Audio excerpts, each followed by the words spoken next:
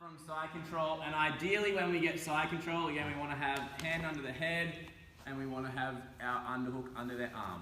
I'll go over, say, 3 arm bars that we can do from this position, okay, because there's a good variety in each of the different techniques. So we'll go over a cutting arm bar, a far side arm bar, and then like a far side arm bar to set up the near side arm bar, if that makes sense. Okay, so let's start here. We want to have the underhook. Anytime you've got an underhook on your opponent, you can arm lock that arm. That's why it's such an important thing to have. Apart from the control side of things, where if Blake tries to roll away from me, if I've got an underhook, I can stop him. I don't have anything, I'm literally just holding his arm. I don't have any pressure on him, I'm not holding on to anything else. So this alone here, in terms of preventing escape, is really important. Stops him rolling onto his belly away, and it stops him getting up onto his knees facing me with his underhook. Okay, so having this is super important. That's why I'm always trying to get there. Cross face, again, really important in terms of control, because if I can use it to turn his head away, then I can take away a lot of his escapes, because now he can only move in one direction. Now, from here, there's a really nice, simple, straight arm bar that we can do, especially when you're against someone who maybe doesn't have as much experience as you and they hold on here. Okay, a lot of people when they get, and we sort of do it in training, we almost sort of teach ourselves a bad habit, like we start in side control, just hug me. Yeah, and we kind of just do this, like it's instinctive, like we just go, okay, we'll start in side control, we just go here. So it's almost training your brain to do that when you're wrestling, but you never, when you're in a position of control, you never want to be pulling them down on top of you. Like I'm trying to be as heavy as possible and squash him. Why would he want to make that easy by pulling me into it even more? He should be framing in here, trying to make space, and so he can get away. But we're always like, okay, starting side control, and we just do this. So in the back of your mind, just note to self, I don't actually want to do this in side control. Okay, so let's just say that we got to this position here, because that's what we're trying to get to. What we're going to do, we're going to place our knee on their belly like a knee ride, but we're not going to step onto that foot like a knee ride. So we're going to stay in this position here. I'm just going to place my knee on the stomach, but I've still got the ball of my foot. As I'm in here, my ball of my foot is still in contact with the ground. Okay? So I'm here, I managed to get to this position here. I go knee on belly here. Now, I'm going to pull him up and into me, and as I do that, I straighten the arm. And I'm trying to pinch his hand between my shoulder and my ear. Hand comes out, I go gable grip here, and the idea is my shoulder drives forward as my blade of my arm cuts in just above his elbow. Okay? So side control, knee on the belly, slide here. Okay, once we feel that elbow. Now I posture up until I feel that hand, grab, and I can slightly turn if I need to get a better angle, and I just pull straight in. It's a really simple cutting arm bar. If you're having trouble with sensitivity, finding where their elbow is, like you think it's down here or something, you can just double up with both hands and just pull. You'll still get the hyperextension. The problem is you won't get the pain of the tricep crush as well. So this is good because you'll get quite a bit of pain from sort of the cutting feeling, hence the name cutting arm bar. Okay, it kind of like feels like it's cutting into your triceps. You can do the exact same move like that. It just doesn't hurt. Like it stings a bit obviously when it's going to pop, but you don't get the same cutting pressure you would from the blade. So I'm here, knee on belly first, okay? That keeps him pinned. Because as I take the weight off, now there's nothing controlling him. Okay, so I need to have something to control Blake, otherwise he just moves away from me. Yeah? So if I'm just here and I just do this, he limp arms down, boom, he's gone. Okay, so we need to have a substitute for my upper body control. That becomes my leg. Okay, my knee on belly here. I'm up, pinch, blade, I can roll to get a better angle. Armbar. Really fast, really simple. If I miss it, here he bends his arm, I just drop back down. I don't have to give up anything. Or I could just transition to knee ride, for instance. Like I might be here, I go for it and I miss, boom, and I just get my points for knee ride instead. Okay, so the good thing with this armbar is that you don't give up any positional control. It comes on very fast when you get it right, and most people give it to you. Okay, because again, If I'm passing his guard, I'm going to get... Most people just do this instinctively. Okay, they're just taught after rep in the gym just to do this, give the underhook. Okay, so anytime we get that underhook, knee on belly, up, pinch the ear and the shoulder, roll, armbar. Alright, normal type of armbar here. So we're going to set this up. This armbar here, it's good because you can either do it with speed and it's quite effective, or you can do it super slow and controlled and it's equally as effective. It's one of those moves that if you do this right and you get all the steps, they know that it's coming and they still can't defend it. It's one of those type of annoying positions there. But to do that, we have to have really good control over our opponent and take away their defenses before they can use them. So in this position here, we're going to be turning 180 degrees to end up on this side of his body, armbar in this arm. But I have to make sure a few things happen so that I don't not stuff my technique up, but if there's a few things that I make minor little changes to the details, it will give him options that I don't want him to have. So the first thing I'm going to do is take the hand that I'm underneath the head, so I'm here. First thing I'm going to do is cup this arm, take my hand out and push his elbow to the floor. Now keep in mind, he's usually trying to get his elbow in here anyway, because he doesn't want that arm up here where it's trapped, because now he can't use it to make space. Remember, I said before, when we're on bottom in side control, we want to be here, so he can actually push away and free his hips. So he's generally, if that arm is out, he's trying to drive that in. So as he does it, I just pin it. Okay? Now once it's pinned, there's a couple of ways you can do this. The traditional way is bring the leg closest to the head in, then I flare my knee out so my shin pins that arm to the ground. Okay? Alternatively, I'm here, he goes to get his elbow in, I trap it. Now I can lift and put my other leg over. Now do another change and just sort of play around with it until I get it.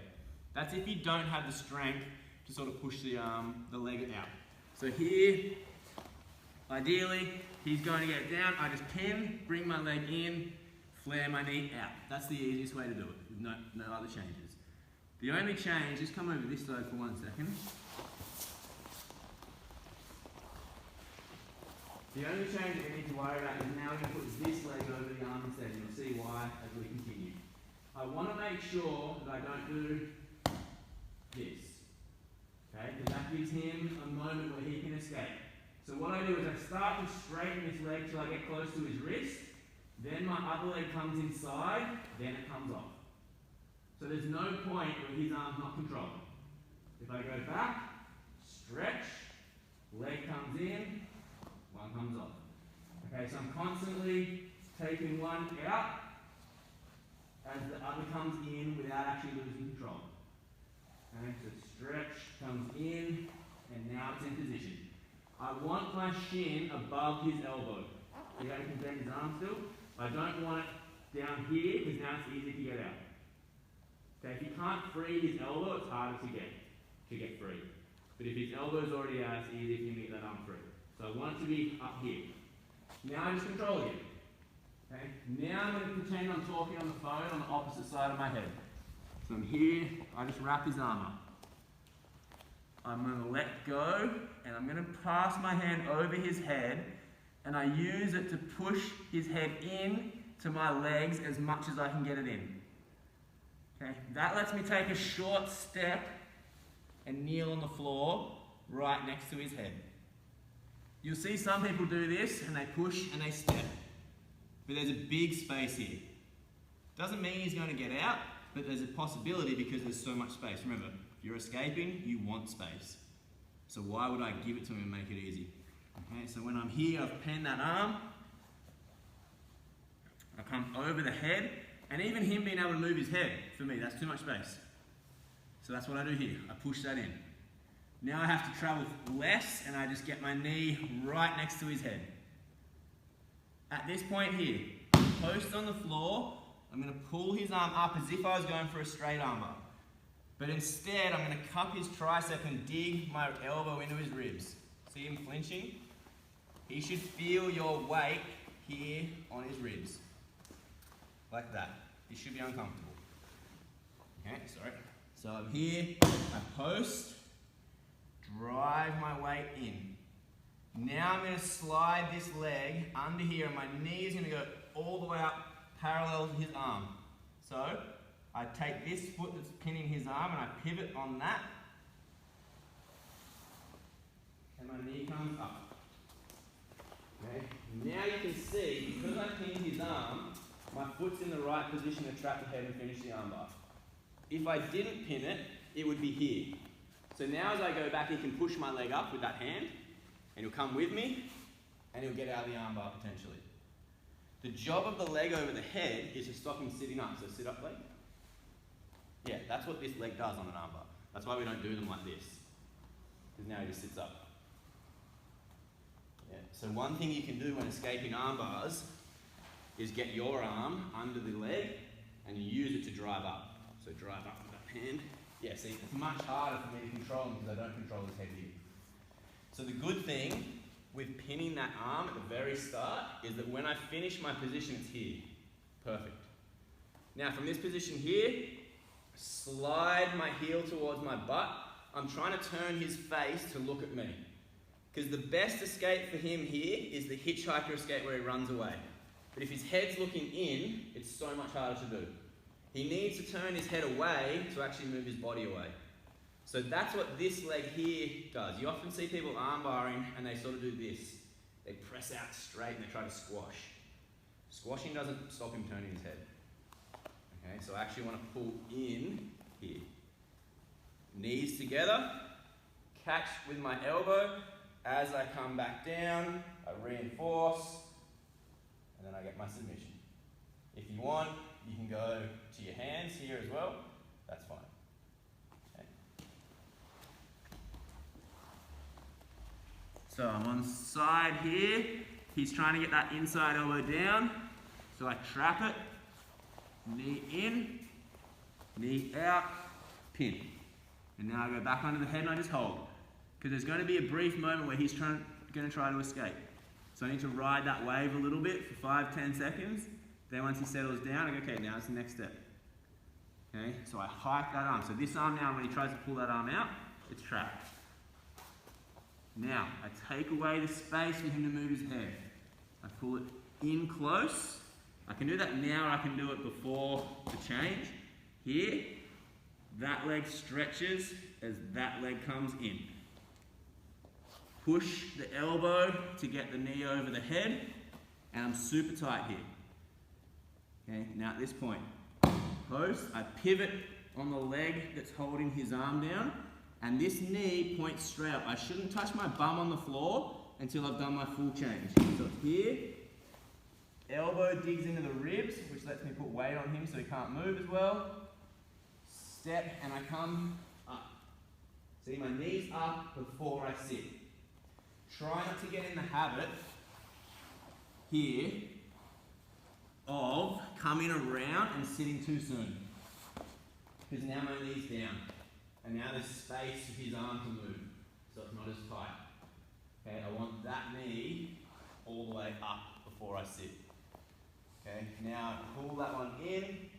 If you like, you can hold onto the pants at this point. That'll stop him rolling away as well.